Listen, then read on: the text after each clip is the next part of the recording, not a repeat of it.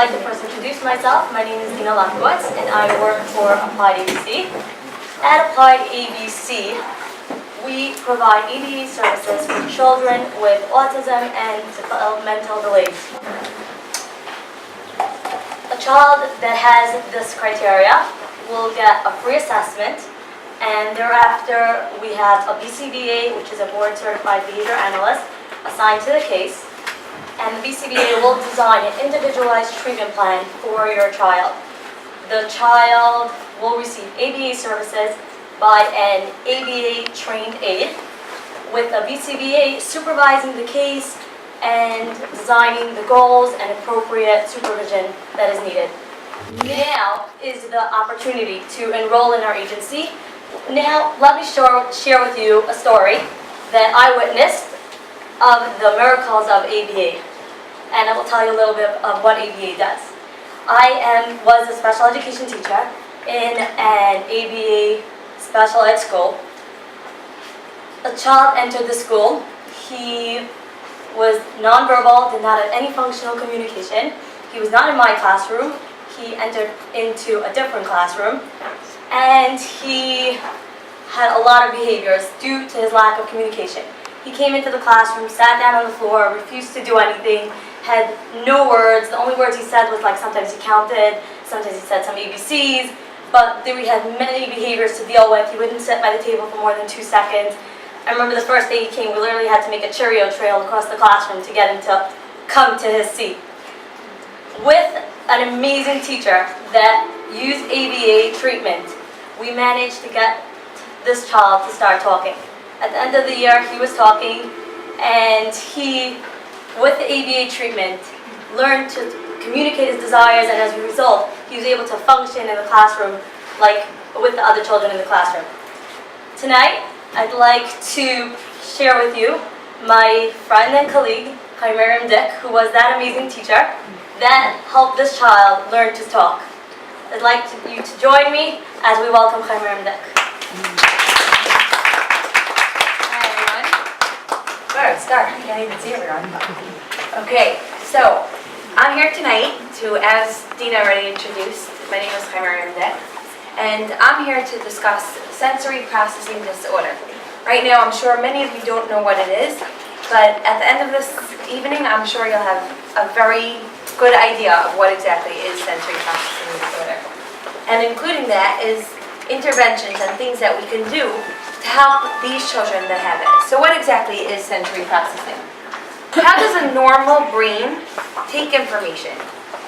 The first thing that happens is there's sensory input. What's sensory input? Sensory input is information is gathered with all of our senses, and from our senses we take in the information that's around in the environment, and the next thing we do is process it.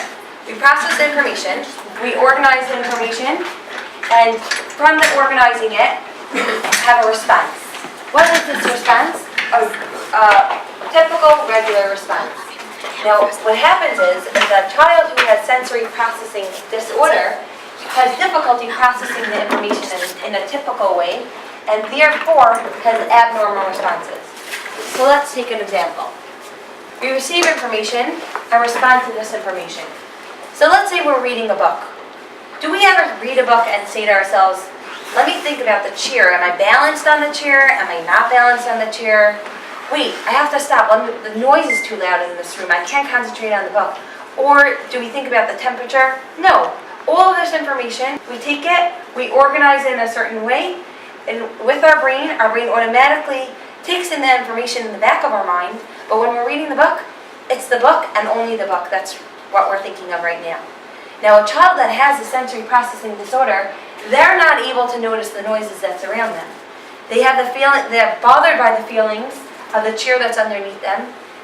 Now, not necessarily do they have all of these things, but they may have it. They may be bothered by the chair that they're sitting on. They're not able to concentrate in the book because they're thinking about the balance of where they are exactly in the room and in space. And they have to think about the temperature and how exactly they're feeling in the room. So, what are our senses? Everyone knows about the first five. There's the touch, the vision, auditory, taste, smell, and vestibular and proprioception. Vestibular and proprioception, I'm sure at this point many of you have not heard of those terms, but later on I'll be going through it in detail. So let's go through each one and see how it is that a child who has sensory processing disorder has difficulty with all of this information and how they deal with it and what we can do about it. So the first one, let's take touch. We use our hands. Now together with our hands, there's different parts of touch that we may not even think of when we're actually thinking of touch. There's light touch, vibration, temperature, deep pressure, and pain. Now let's take an example. Light touch. What's an example of light touch? Say a kiss. You get a kiss on your cheek. That's a light touch. A child that has sensory processing disorder, and especially in the area of touch, may have a very hard time with the kiss, and automatically they'll brush off the kiss. Why are they brushing off the kiss? It's too much for them to deal with that light touch. Or, in some cases, it might be too much, and in some cases, it might be that it's not enough for them. The light touch, they want more and more of it. So now let's take vibration as another thing. I'm sure all of you have gone on a train, right? When you're on a train and you're having the vibration, you're able to still ride the train beautifully. You're not thinking about it. I'm sure you're thinking about how many stops you have, but you're not thinking about the vibration. So what is it? These children are having a very, very difficult time on a train, and you might have many children that have sensory processing disorder that will avoid trains because it's so much for them to actually go on it. They might love trains from afar, but actually going on one is a whole other thing. When that train comes to a screeching halt, it's another thing. It's way too much for them to deal with. Or temperature. Automatically, when we're next to a stove, we know that it's hot. For them, they might not feel it. They might not realize that's what touch really is. They don't get it. Or deep pressure. We know about a hug. We all get hugs. But a hug to them is like you're doing something that is so much worse. A hug is so hard for them. Or, on the other case, they may love hugs and need tons of hugs in order to calm down and feel who they really, really are. And then there's pain. I worked with a child who would run across the room, fall, and stand up and everything would be totally fine. And I know he had to have hurt himself because he got a black and bloomer. But when he was standing up, he was completely fine. So what was it? He just didn't feel the pain. So now, there's somebody named Temple Grandin that if you work with autism, I'm sure that over the course of time, you'll most probably have heard of her. She, at this point, is she herself has autism, and she's extremely successful. She has gone through college, she has a PhD, she's written many books, she speaks all over. So obviously, she has overcome many, many obstacles that were along the way with autism. However, she still has many issues today with her sensory processing issues. So what is some of the things? I interviewed her, and here is what she said. Can you maybe describe your feelings when you were in a situation of sensory overload? I think my worst problems with touch as a kid. When I was a real little kid, it was scratchy muffled clothes, scratchy petticoats, and things like that. I used to hate that. So even now, I've had problems with, buying pants and itching on the state of she's left a cotton on a lot of itching. So you still have a hard time with it today? Yeah, I still have problems. I can't have anything to chew on my skin. Oh, so it's tactile with your, talk a little bit. My main thing was tactile. All that sound sensitivity. When I was a little kid, I was terrified of birds. Because I never knew what they were going to talk. That. Okay, so this is Temple Grandin. But there are many, many children that have sensory processing disorder with touch that have a very, very hard time getting dressed in the morning. Why? Because the clothing to them is a huge ordeal. Now, we might not think about it, but when a child who has this issue is putting on a shirt that has a tag, that tag might be bothering them to no end all day and they can't concentrate. Or the seam that's on their sleeve is bothering them and they need to do something about it. So Temple Grandin didn't mention it over here, but she did mention it in another point of the interview with her, that she used to line her pants with a piece to help her to make it that she shouldn't feel the lining because it bothered her so much. Now, she mentioned that the cotton has gotten cheaper. We might not realize that, but she realized that. Why do you think she realized that? She realized that because that was bothering her to so much of a degree that she knew the difference between finer cotton and less finer. Now, in the same thing, she mentioned about sound. She mentioned about being terrified of balloons, which we're going to be going into in the next slide, where she mentions, it's going to be coming up, where she mentions how the sound is too much for her to deal with, but we'll get back to that. Now let's discuss vision. Vision, the ability to see clearly, look at and track moving objects, and bright light sensitivities. What does this all mean? Now let's take the ability to see clearly and to track moving objects. If there's a lot of things going on in the room, we could concentrate on what we need to, because we know that this is what we're here for, we're getting it done, and we can move along to everything else. But a child who has an issue with sensory processing disorder, especially with vision, is going to have a very, very difficult time. Why? Because it's way too overwhelming for them to deal with all the movement going on in the room, and that also. It's hard for them to focus. And let's take bright light sensitivities. We walk into a room, we are not even aware of the different types of fixtures that are, the different types of lights that are there, because it doesn't make a difference to us. We don't care if it's fluorescent or any other type of lighting. But children who have sensory processing disorder, they have a huge sensitivity towards fluorescent lighting. I once had someone who was giving a workshop to us, and he came in wearing a cap, and he said he himself had autism, or I should say has autism, and has overcame many obstacles, and it mentioned that for him the sensory processing issues are still a big part of what he has to overcome on a daily basis. So he wears a cap to help him so that the lighting is blocked in a way that he could concentrate on giving his workshop. And he was able to give his workshop, meaning he was still able to be successful, he still was able to go through his regular day, but without that cap he would have had a really hard time. Do we think about the lighting? They do. Now here's the auditory, in which Temple Granton was talking about. She mentioned about the balloon.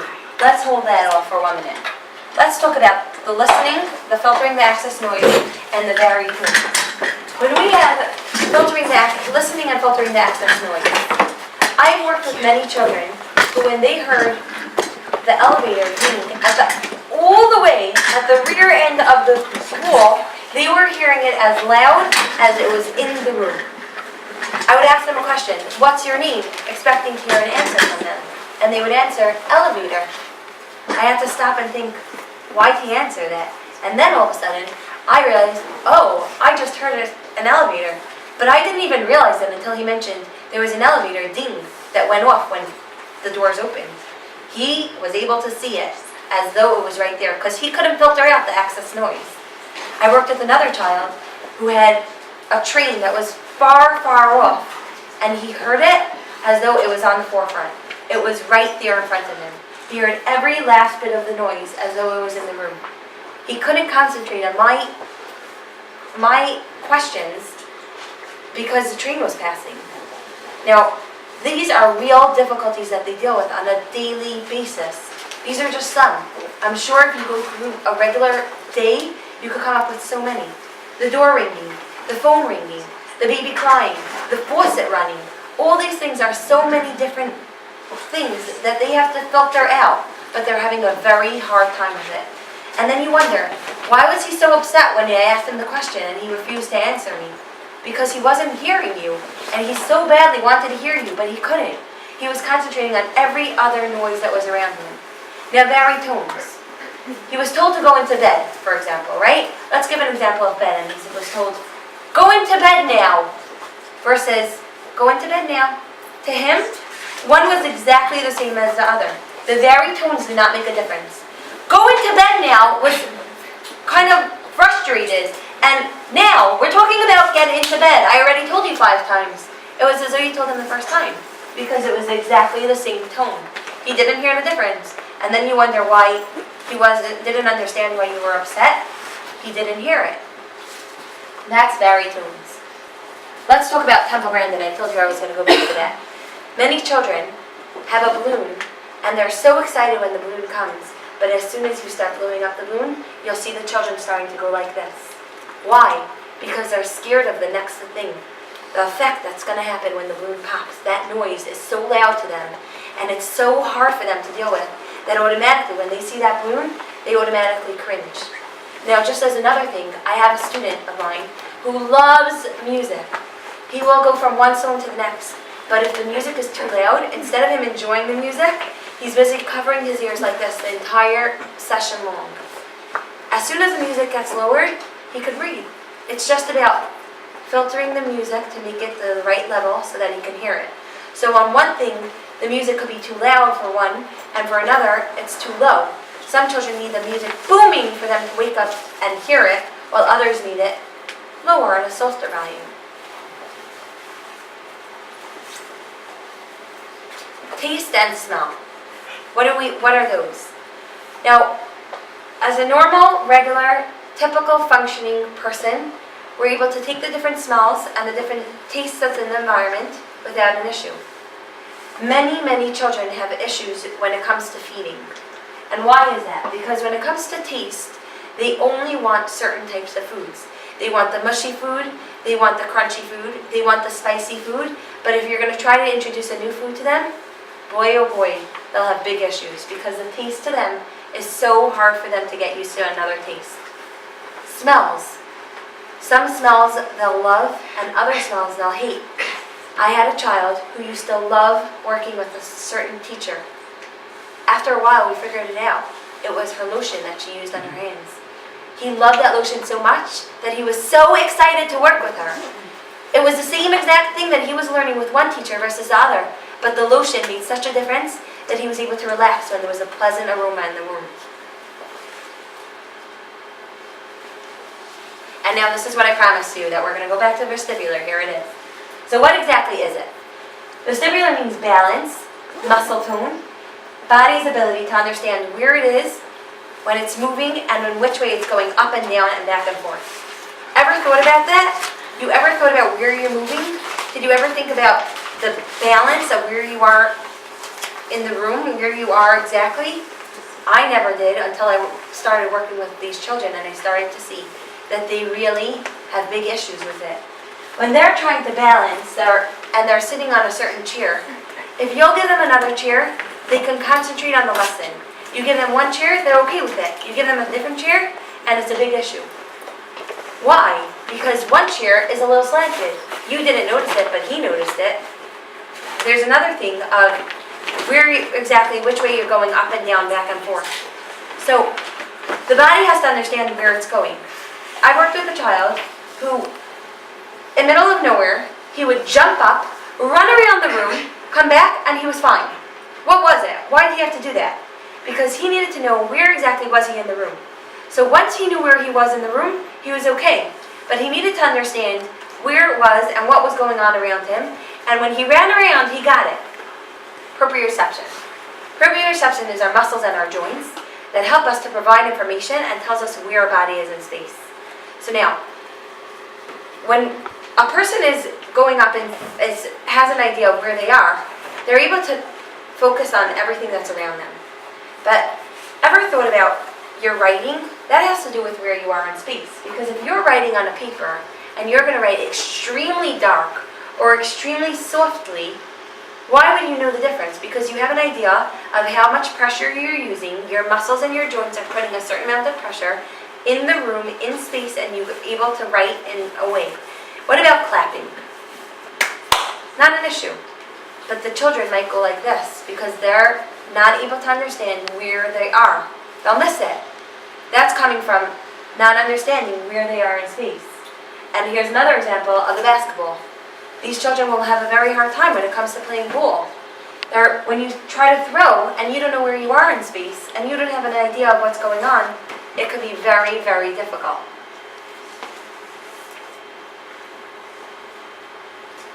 So sensory processing disorder has many different parts of it. There's a sensory modulation disorder, the sensory discrimination disorder, and the sensory-based motor disorder. Now from those, we're talking about the sensory modulation disorder tonight. So part of that is the sensory over-responsivity, the sensory under, and the sensory seeking. From all those things, we're able to see the different types of children and the different types of disorders that's within one disorder. So some children might be over-responsive, while another child might be completely under and don't even know what's going on because it's completely as though they're disengaged. And the last one is they seek the sensory to such an extreme that they'll take everything and anything to do to get that sensory input. So let's go through it a little bit more in detail. Overreactive. They have prolonged reactions, they have exaggerated reactions, and they react to stimuli with extreme intensity. So look at all these examples. This says it all. When there is a child who has a sensory that's too much for them, they can't react in a normal way. The input is way too strong for them, and they deal with it in a very strong way. Underreactive. The children are lethargic. They seem to be disengaged. They don't seem to understand what exactly is all the different things that's going on around them because they have such a high tolerance to the environmental stimuli. Now what's the seeking? The seeking is the last one, where they're craving all the sensory. They are attracted to a lot of sensory input. We have a balance. We don't overreact, we don't underreact, and we don't seek. These children, either from that hug, they'll overreact to a hug as though it's the worst thing you could have done for them. They'll underreact to the hug, they'll take that hug and it'll be as though you never gave it to them. Or they'll seek it, they'll keep coming to you for more and more and more hugs. Now, with all these things, when I give an example, when I say, for example, hug, it doesn't mean that all children have the sensory processing disorder with touch. That's just one example that I'm giving. It could be that one child might have it with touch and another will have it with sound. Many children will have it in all or in just some, and some will have overreact in one area and underreact in another and seek in the third. So each one has to have things that are especially for them, which you'll see later. You have a packet in here. When we go through, you'll understand what exactly I'm talking about. Let's discuss overreactive. Overreactive child, when they are finding it too much for them, they'll be covering their ears like that child I told you who the noise was too much for them. And although he loves the music, was covering his ears. They have high sensitivity towards bright lights. The fear of changing from one position to the next is great. They try to avoid certain materials. There's one child that I work with now who, when I give him Play-Doh, the reaction he has is so great. Automatically, he'll cringe as though you just hurt him. I wasn't hurting him. I gave him a little bit of Play-Doh that most children love. To him, it was as though I gave him something so bad. They don't like mess. They have a strong preference with clothing, and that we have an idea of why, as we mentioned, as you heard Temple Grandin mention, with her clothing. They don't like to be touched unexpectedly, which means they might like it if you all tell them, I'm going to be taking you to the fountain to get a drink of water. But if you were to just take them to the fountain, out of the blue, it's way too much for them to deal with as you're taking their hand unexpectedly. And they hate being groomed, because that's another thing it's hard for them to react with. So now, how do they feel? Many times they're very aggressive, they're very moody, and they're impulsive. They hate transitions, they have a very poor tolerance towards that, which means that you're going to bring them from the therapy room to the classroom, from the bus to the room, from the room to the bus. Any transition to them is, they'll overreact. It's too much for them.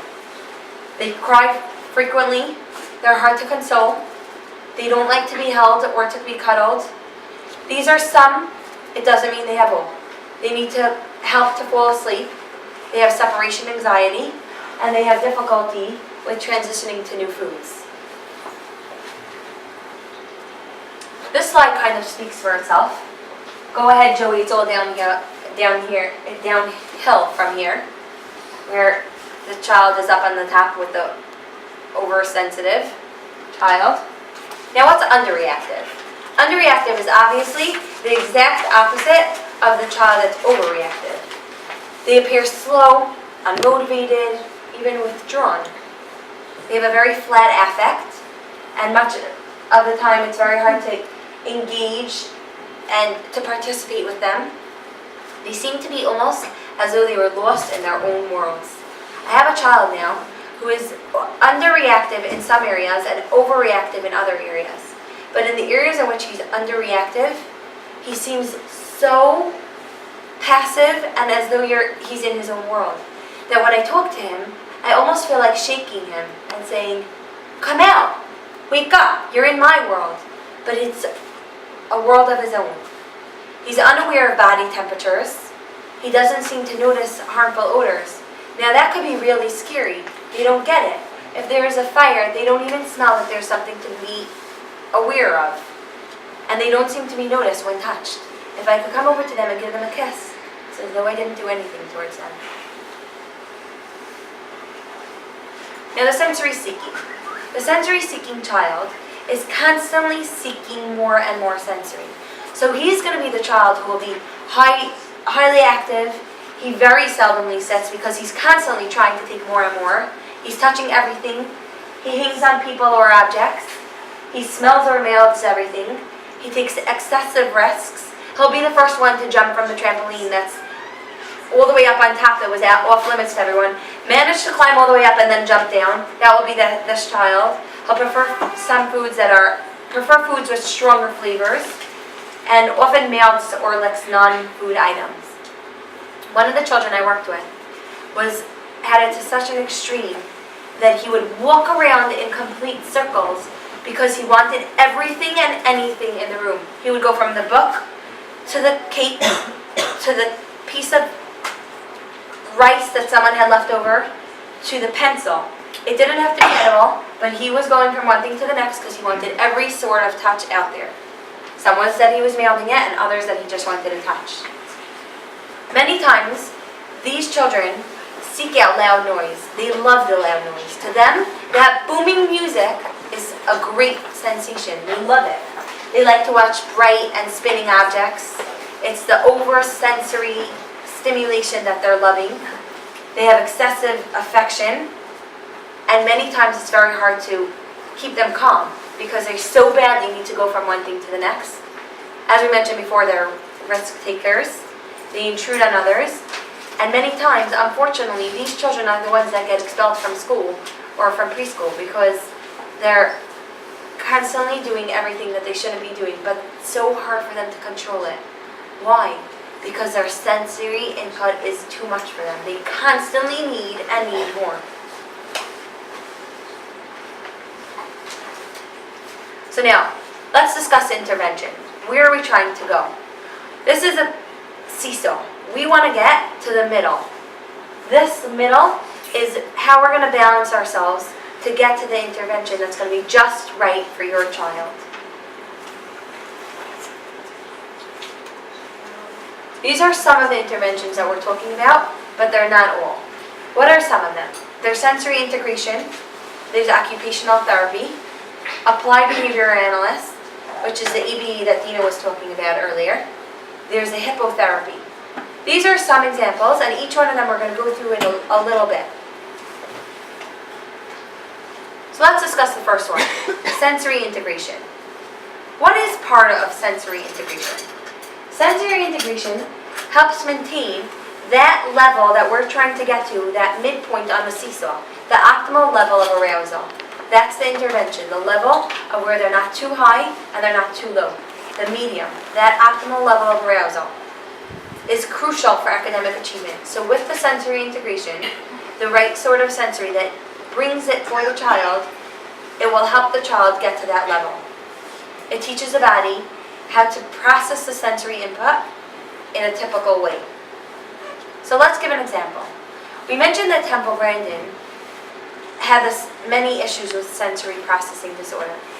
She was once working in her aunt's farm, and she was watching many cattle as they were coming into to be slaughtered. She noticed that before they were slaughtered, they went into this machine that looks like the middle picture, but it wasn't like this. It was more of a metal picture. Metal squeeze machine. And what it did was, it squeezed them tight and gave them what sounds like a hug. Now with this squeeze, it calmed them down and they would continue the walk calmly to be slaughtered. Temple hated hugs. Getting a hug from a person was too much for her.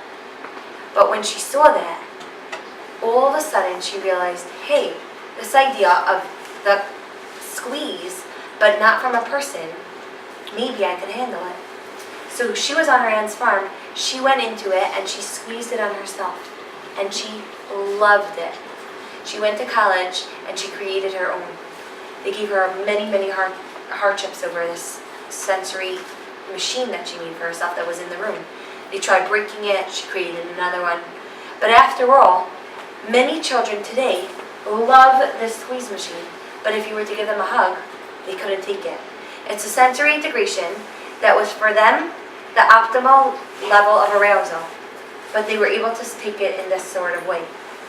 Now there are many different types of sensory things that can be done to help the child to the most that they can be. The first picture is a picture of a vest. The vest gets put tightly around them, and from this, it will give them the feeling of able to focus and realize where they are in space. Once the vest is on them though, after a little while, they don't feel it anymore. So normally a vest would probably stay on for about a half hour, taken off for about a half hour, and then put back on. And this way they get to feel with it and with it not, and it keeps them focused. I've tried this with many students, and it has worked. When they're with the vest, you see them focusing, and even when they're without the vest, they're focusing. Why? Because they're getting that input and they're staying leveled and understanding where they are in the room, where they are in space. And many of these children, and although we're running back and forth, when they're wearing it, are able to calm down. Now, getting the right vest is also a big part of it. There's some vests that work beautifully and others that don't. So that's a big key. I had a child who came into school with a vest, and his mother was thrilled and said, "Here's a vest that we use at home. He doesn't like it so much, but you could try it." The OT in the school came in and looked at it and said, "This vest is not doing any good." And then when I picked it up, I realized, as soon as you were sitting with it, the weights were all on the bottom. So if the weights are here and you're sitting, he didn't feel anything. It worked when he was standing, but when he was sitting, it did no use. So obviously, each thing that you're getting, you'll have to research and make sure that you're getting something that's good, instead of just wasting his time and your time to get something that would not be good. And the last picture is a picture of rolling. Putting that pressure on child might help them so that they have that feeling, ooh, this is a feeling of, I feel where I am. I know where I am. I have an idea of what's going on in the room around me. Now there's also massages. That last picture is a picture of a massage, but you can also give a massage to the child just by squeezing them and by giving them something that's the pressure and the sensation that they need. Now obviously, for some children the massage would be great, and for some children they hate it. Just like anyone else, not everyone likes massages, but some of these children, with something like sensory integration that's being integrated into their system, they'll really love it. For other children, it may not be something like this idea. It might be something like rice. Playing with rice, playing with pasta, playing with something that's tactile and a feeling in their hands might just be enough. It's something where they realize that, hey, my hands are touching something that's bumpy.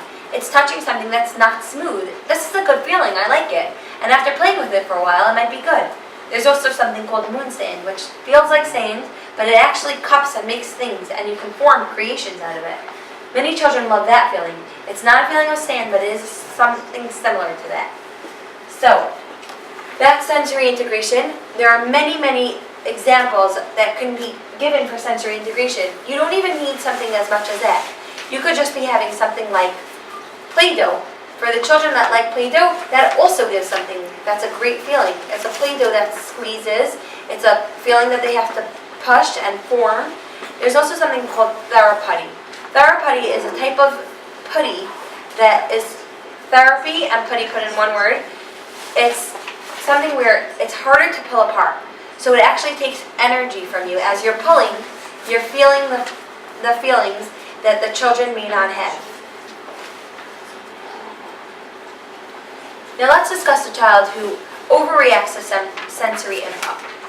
Now those children may not like many of the ideas that were suggested in the previous slide. So how do we do it? We're going to make a gradual introduction. All these ideas could be integrated, but it needs to be introduced in a very slow and orderly fashion. You're not going to come over to this child with a bucket of rice and say, "Stick your hands inside, it's fun," because you know what? They won't enjoy it.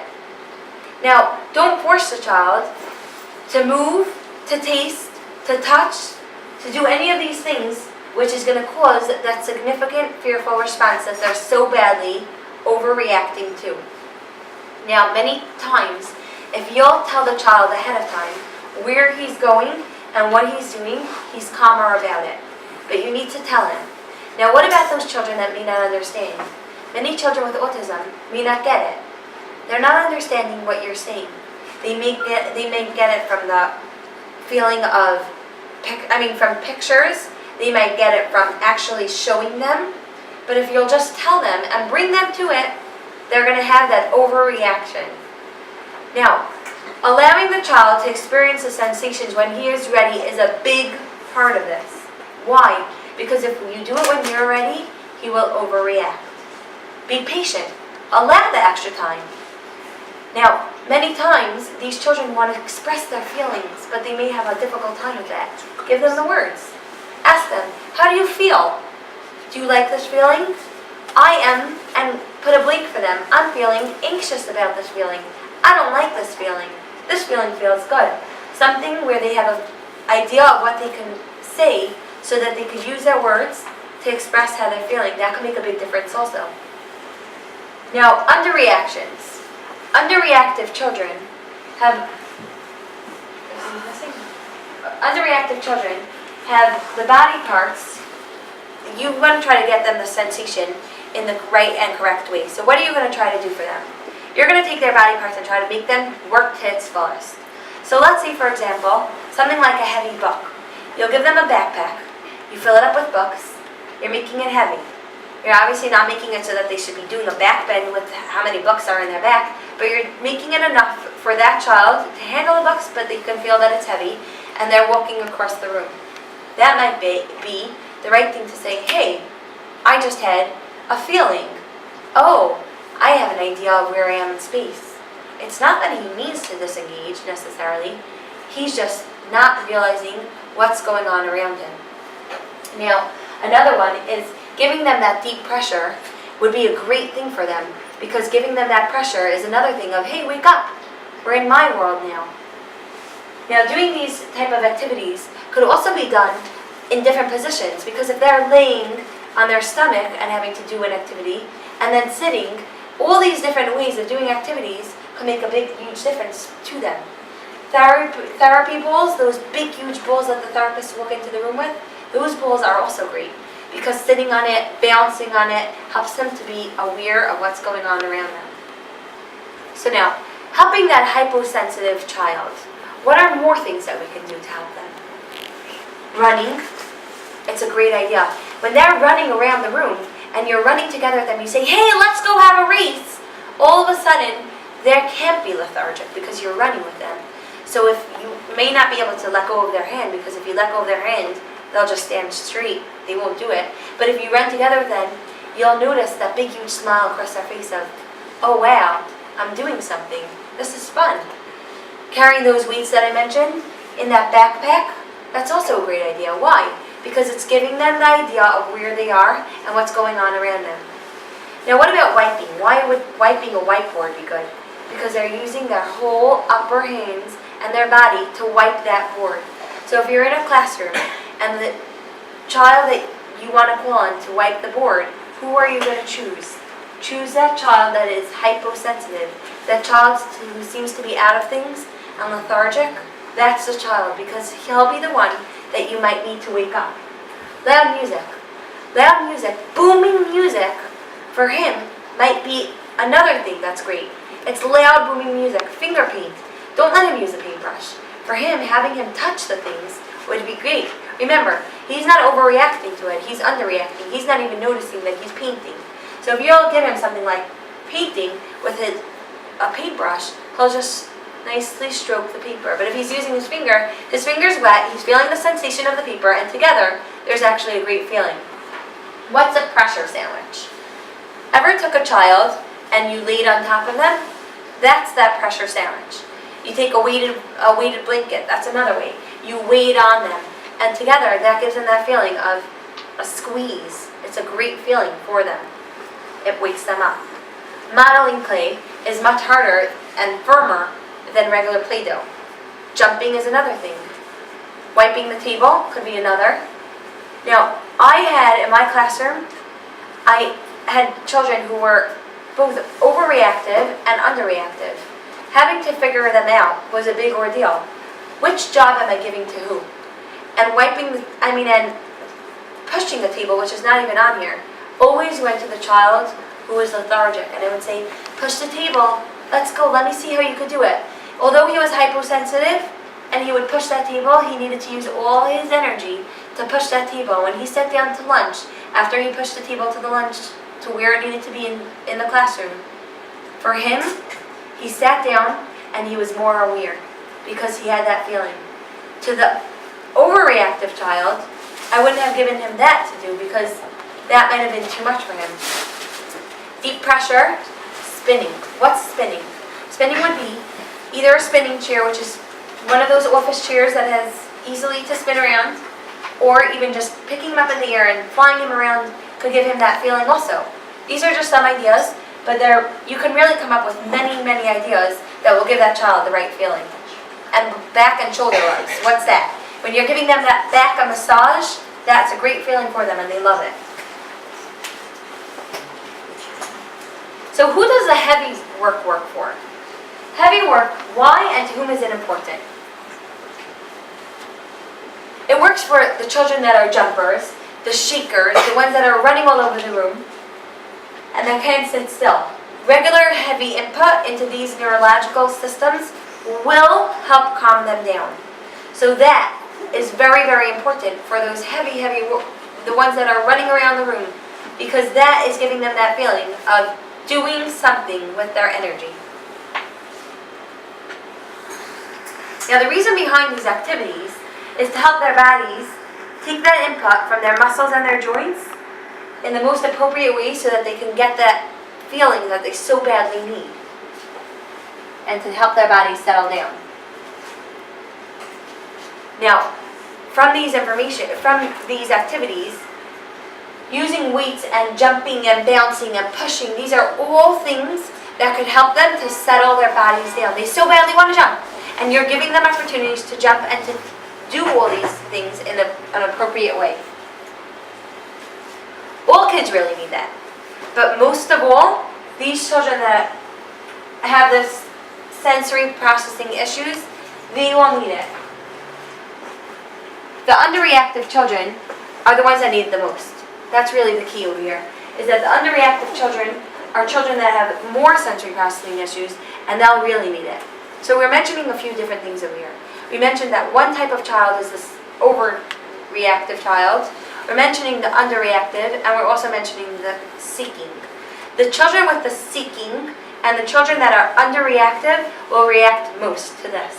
But the underreactive is the children that will react to the most and the fullest.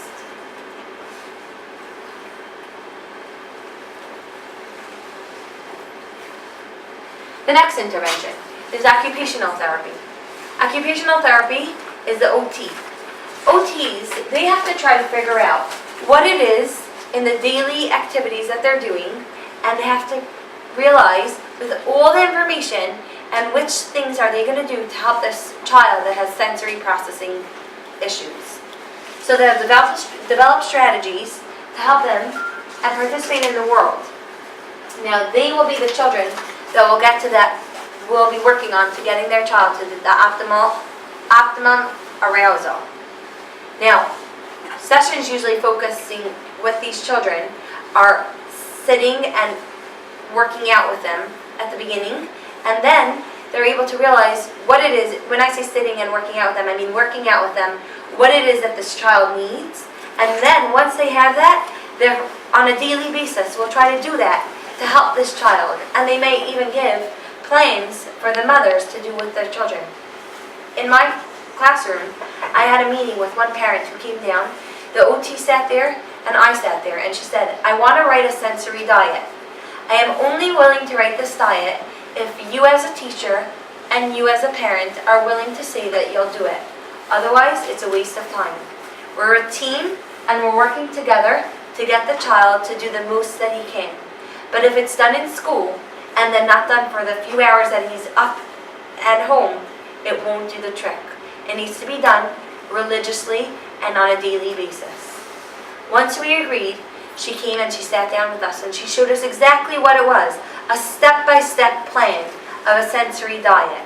A sensory diet is things that were activities, when it should be done, for how long it should be done, and examples of what were said in the previous slides. For example, bouncing, spinning. She would give us an example and say, take him, put him on the chair at 9 o'clock. Spin him around from 9 until 30 seconds later in the chair. After that, what you're going to do is like this. You're going to work for 2 minutes. Following that, you're going to go and you're going to work on therapy. You're going to take that therapy and you're going to have him pull. From there, you're going to do the next thing. And she had a step-by-step what to do. It was on a half-hour increments. And with that, this child, she knew, will make a big, huge improvement. And something that's not mentioned over here, that I didn't mention, was seating.